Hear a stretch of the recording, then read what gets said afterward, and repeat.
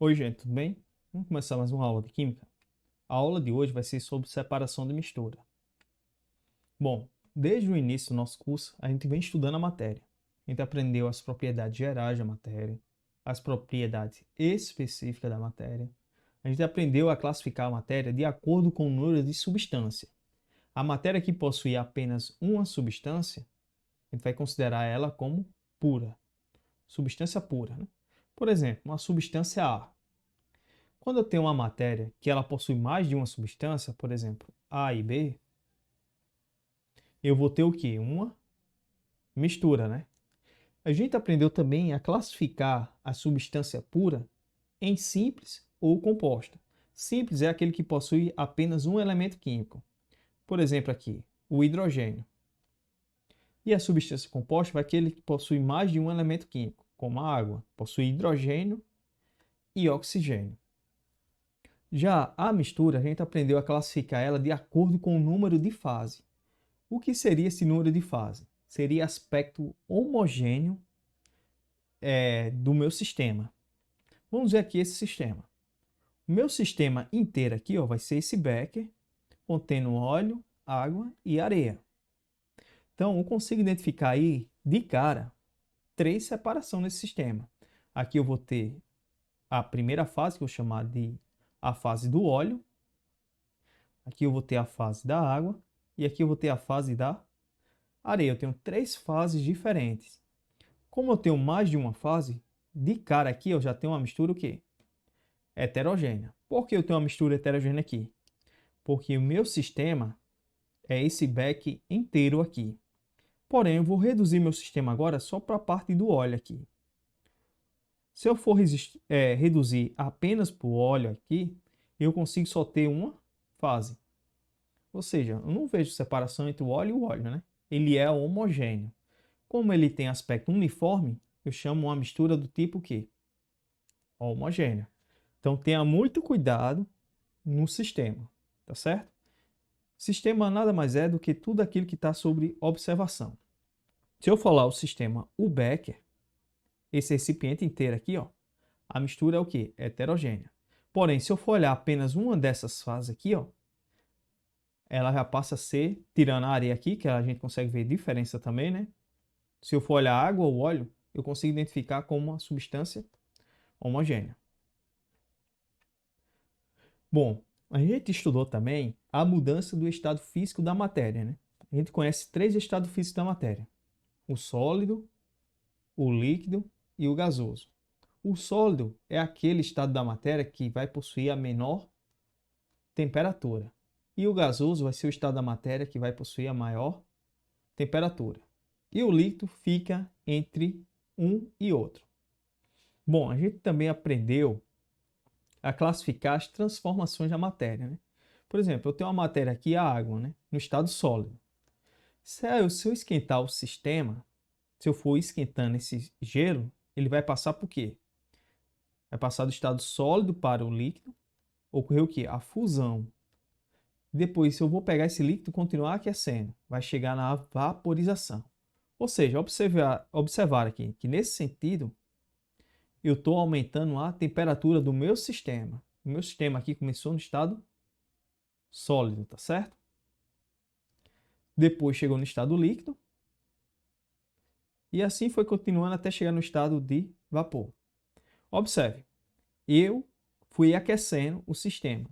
Quando eu estou aquecendo o sistema, eu estou absorvendo energia térmica. E esse sistema que absorve energia térmica, ele recebe o nome de sistema endotérmico, ou seja, aquele que absorve energia. Bom, se eu for pegar o estado gasoso e ir esfriando o sistema, vai chegar um ponto que esse gás aqui vai se transformar num líquido, e esse processo aqui chama de quê? Liquefação ou condensação.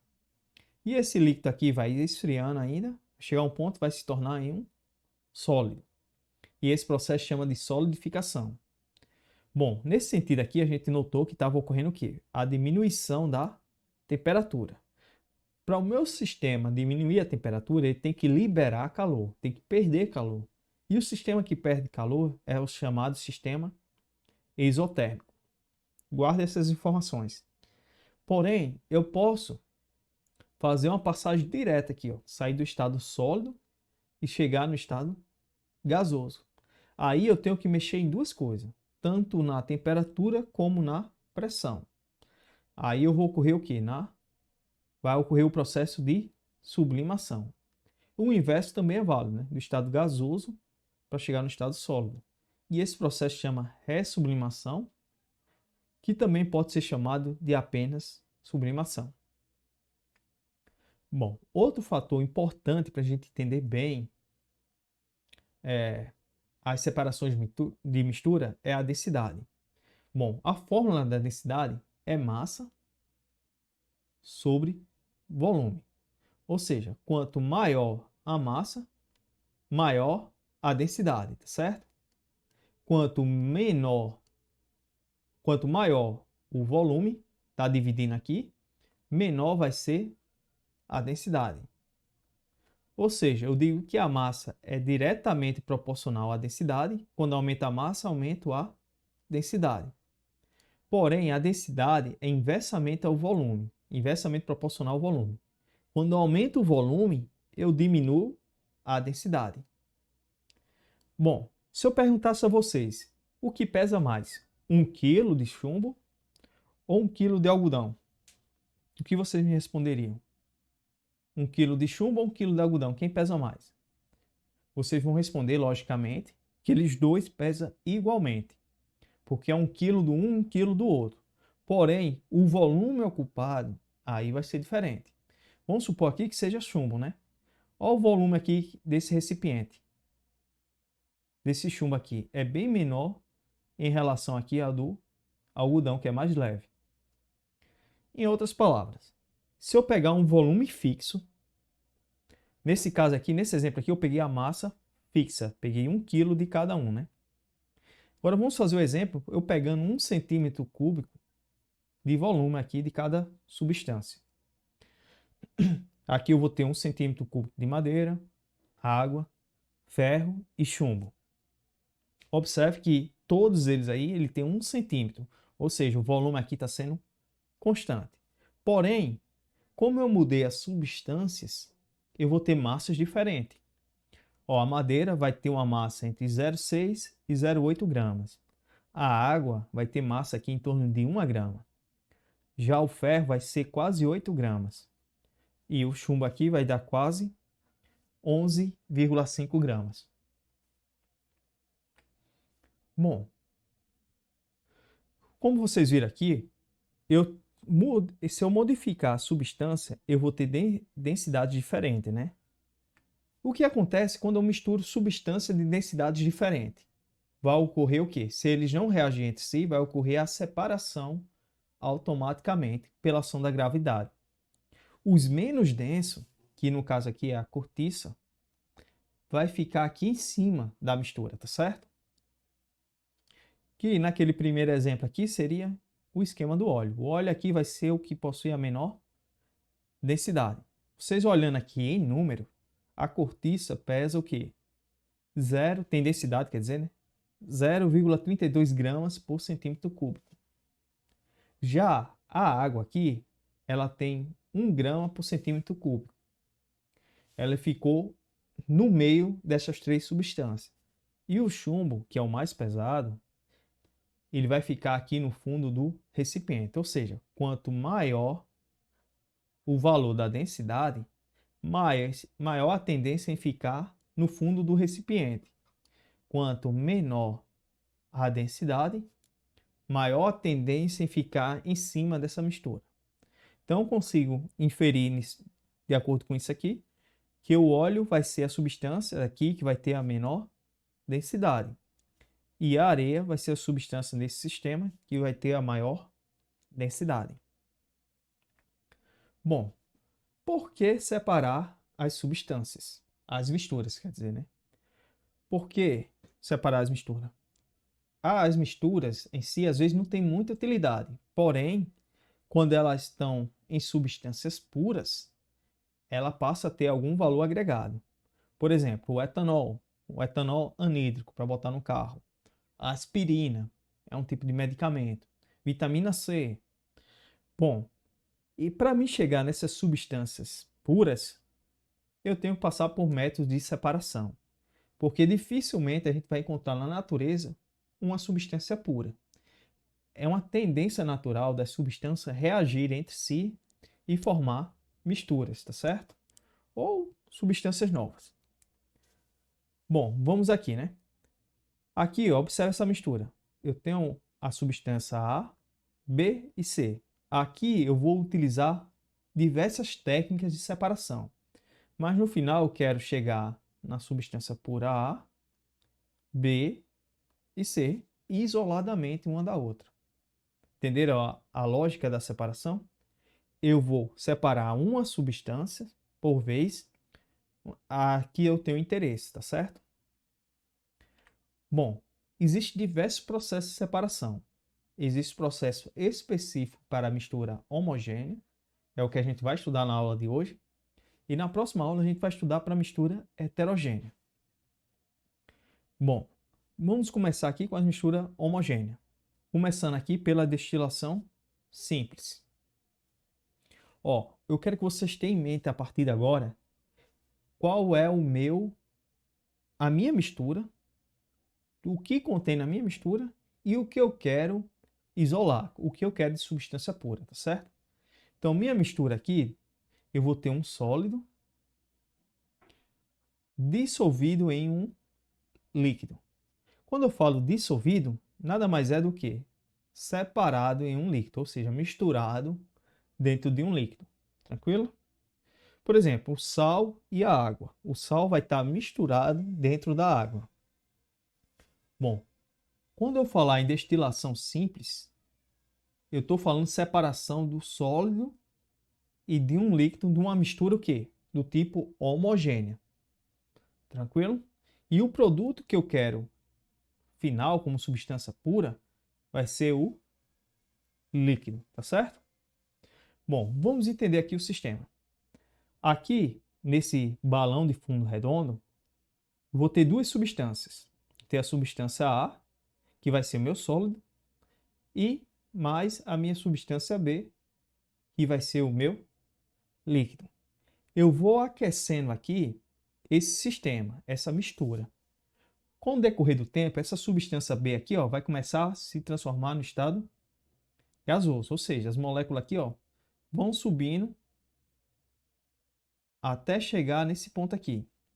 E quando essa mudança ocorre do estado líquido para o gasoso, a gente chama o quê? Ponto de ebulição, tá certo? Que é a passagem do estado líquido para o estado gasoso. Aqui, quando esse gás chega aqui, ele não tem para onde sair, né? Ele vai saturando, depois eles vão começar a vir por esse caminho. Quando ele chega aqui, ó, cheguei aonde? No meu condensador. O que é o condensador? É o processo, ele provoca o processo de condensação do gás. Ele transforma o gás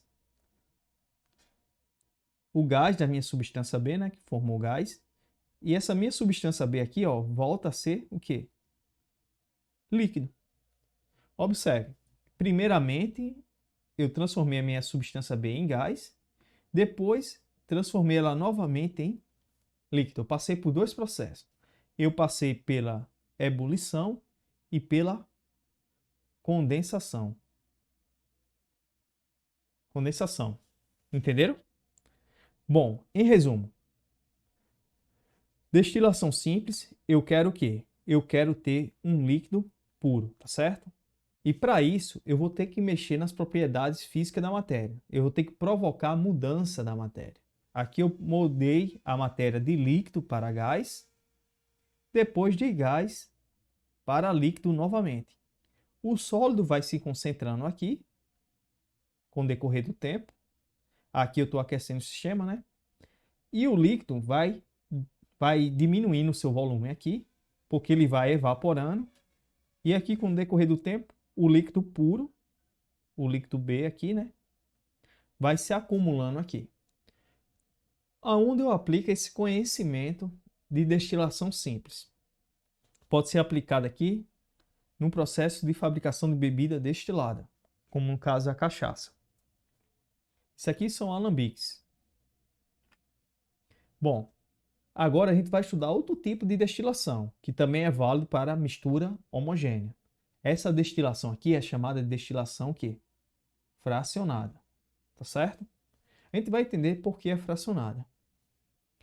Bom, aqui, essa separação aqui é quando eu tenho dois líquidos misturados, tá certo? Quando eu tenho dois líquidos misturados, eu digo que são líquidos miscíveis. Ou seja, líquido que pode ser misturáveis. Quando eu falo immiscíveis, esse in aqui, ó, lembra não, né? Aí fica o quê? Não misturáveis. Bom, em resumo, primeira coisa que eu quero que vocês identifiquem aqui, ó, a destilação fracionária só vou usar quando eu tenho uma mistura de líquidos. A substância A aqui vai ser um líquido e a substância B também vai ser líquida, tá certo?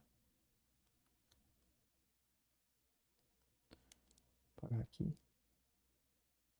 Já na destilação simples, lembrando aqui, ó, que a substância A aqui estava no estado o quê? Sólido e a substância B estava no estado líquido. A primeira diferença é essa entre uma e outra, né?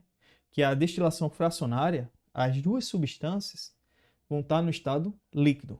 Quando eu falo em duas substâncias, mas na verdade pode ter mais de duas substâncias. Eu quero uma mistura assim homogênea que possui pelo menos duas substâncias.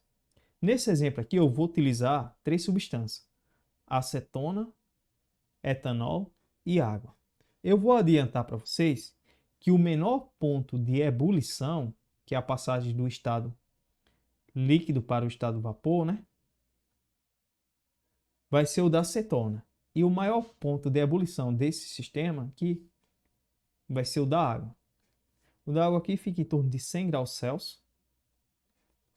O etanol aqui fica em torno de 78 graus Celsius. E aqui fica, não tenho certeza, mas vou chutar aqui em 36 graus Celsius. Bom, observa aqui porque é destilação fracionada. Vamos supor aqui que tem uma mistura dessas três substâncias e ela está aqui. Eu tenho a substância A, B e C. Vou chamar acetona de A, etanol de B e água de C. Bom, se eu aquecer aqui e deixar a temperatura de 36 graus, quem vai passar para o estado de vapor primeiro? Vai ser o quê? A acetona. Essa aqui vai ser a primeira a passar do estado líquido para o estado gasoso, ou seja, vai sofrer o quê? Vai sofrer a ebulição, ou seja, a vaporização. Esse vapor da acetona, ela vem subindo aqui, chega aqui e vem para o condensador, ou seja, o condensador vai fazer o quê? O estado gasoso se tornar no estado líquido novamente. Ou seja, o condensador nada mais é, ele serve apenas para esfriar o gás até ele se transformar num líquido. Aqui, ó, eu vou aquecendo a 36 graus até parar de gotejar aqui. Quando parou de gotejar, eu já indica que a acetona foi totalmente evaporada. Aí eu faço o quê? Já acolhi aqui a substância A, que é a acetona. Retiro esse beck e venho para esse outro aqui, ó. Só faço trocar o beck. De vez de 36 graus Celsius agora, eu vou botar aqui, ó, 78. E 78 graus Celsius, eu vou ter uma mudança intensa aqui, ó, do estado líquido para o estado gasoso do etanol. O etanol começa a evaporar mais facilmente, com maior intensidade. E os vapores do etanol vai passar o mesmo sistema. Ele vai passar aqui, ó, e vai ser condensado no condensador, né? E aqui eu vou isolar o etanol. E o que sobrar aqui depois de um tempo vai ser apenas a água. Ou seja, eu separei as três substâncias de forma fracionada. E o fator da separação aqui fracionada foi a temperatura. Se eu deixar em 36 graus Celsius, eu vou colher apenas acetona. Vamos supor agora, se eu coloque aqui, ó, em 78 graus. E não tinha, vamos supor aqui que eu não tirei acetona ainda, né? Vamos dizer que ainda tem a mistura dos três substâncias aqui. Vou até apagar aqui para ficar mais claro. Vamos dizer que inicialmente aqui já coloquei em 78. Então vai sair junto aqui, ó, etanol e acetona ao mesmo tempo. Vai ficar apenas o quê? A água no meu sistema. Por isso é importante a gente ter o controle de temperatura. Se eu não controlar a temperatura, partindo do ponto de ebulição, do mais baixo, e vou aumentando a temperatura para chegar no segundo ponto de ebulição, e assim sucessivamente, eu vou acabar colhendo uma mistura novamente, lá na frente, né? Isso aí não é interessante para mim. Bom, aonde eu posso utilizar esse processo de destilação fracionária na indústria? É muito utilizado na estação de tratamento do óleo bruto, né? do petróleo. Observa aqui, aqui é a fornalha. Aqui é onde eu vou esquentar o óleo. O óleo vai chegar aquecido aqui, ó, na torre de destilação. Vocês estão lembrados quando eu falei de densidade? As substâncias que têm menor densidade têm costume de ficar onde? Em cima da mistura, ou seja, as substâncias que vão estar aqui em cima são aquela que possui menor densidade. E as substâncias mais pesadas, que têm maior densidade, vão ficar aqui embaixo dessa coluna. Bom, quando eu vou aquecendo o líquido, vai chegar uma parte aqui que ele vai começar a subir por esses pratos. Aqui não está muito visível não, mas aqui tem uma divisão. Vou até trocar a cor da caneta aqui para ficar mais claro. Observa aqui, aqui tem uma divisãozinha que a gente chama de prato, tá certo? Aqui eu vou ter outro prato. Não sei se está dando para enxergar aí no desenho. Aqui eu vou ter outro e assim vai. Pronto, aqui para cima já fica mais visível. Bom, o que acontece aqui? Quem tem o maior ponto de ebulição, ele vai ter maior dificuldade em se transformar em gás, né? Ou seja, eles vão se acumulando aqui, ó, no final da torre. As substâncias que ficarem aqui embaixo, elas vão ter um ponto de ebulição em torno aqui, ó, de 30 graus, 340, quer dizer, graus Celsius. Nesse pedaço aqui, entre esses dois pratos, aqui, ó, vou reter a fração que tem um ponto de ebulição em torno de 300 graus. Aqui vai enchendo e à medida que for enchendo, eu vou coletando aqui através dessa tubulação. Aqui, ó, vai começar a liquefazer de novo e eu vou coletando quem tem ponto de ebulição e assim vai. Porém, os gases que possuem menor ponto de ebulição, como é o caso esse aqui, ó, eles são mais leves, ou seja, eles vão passar mais facilmente através dessa coluna, esses pratos, e vão chegar aqui no topo. Ou seja, também, além da temperatura, o ponto de ebulição, os gases mais leves vão ser coletados aqui em cima. Os gases mais leves vão ter o quê? Menor ponto de ebulição também, tá certo? Bom, eu quero que vocês notem aqui nessa torre de destilação fracionária é o seguinte. Observa que eu tenho vários pontos de ebulição. E à medida que eu vou alimentando esse meu sistema, que é a torre, eu vou separando várias substâncias fracionadas. Ou seja, eu estou fracionando o petróleo. O petróleo, quando ele vem aqui, ó, ele tem todas essas aqui substâncias. Mas eu vou separando fracionadamente, de acordo com o ponto de ebulição. Por isso que fica o quê? O nome destilação fracionária, que eu destilo várias substâncias ao mesmo tempo. Bom, e o último processo de separação que a gente vai estudar hoje é a cristalização fracionada. Bom, eu quero que vocês notem aqui o seguinte. Na cristalização, o meu interesse principal aqui vai ser o sólido, tá certo? O líquido aqui não vai ter muito interesse para mim. Bom, esse é o primeiro detalhe da. Eu utilizo aqui a cristalização fracionária quando eu tenho dois sólidos, por exemplo aqui, ó, sal e areia. Eu tenho dois sólidos. Porém, eu sei que o sal é solúvel em água. Se eu adicionar água ao sistema, o sal que está aqui misturado com a areia vai ficar totalmente retido na água. Vocês estão sacando isso aí, né? Peguei a água, adicionei a mistura de areia e sal e separei. Aqui no fundo eu só vou ter o quê? Areia. Então, o que me interessa é o sal nessa mistura. Então, eu vou pegar essa água aqui e vou fazer uma destilação simples depois, né?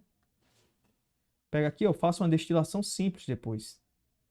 Então, aqui vai ficar o sal e eu vou evaporar a água. Ou então, posso fazer aqui o sistema de evaporização também, né? Que é o mais comum na indústria do sal, né? Eu faço essas piscinas aqui, ó, de mistura de água e sal.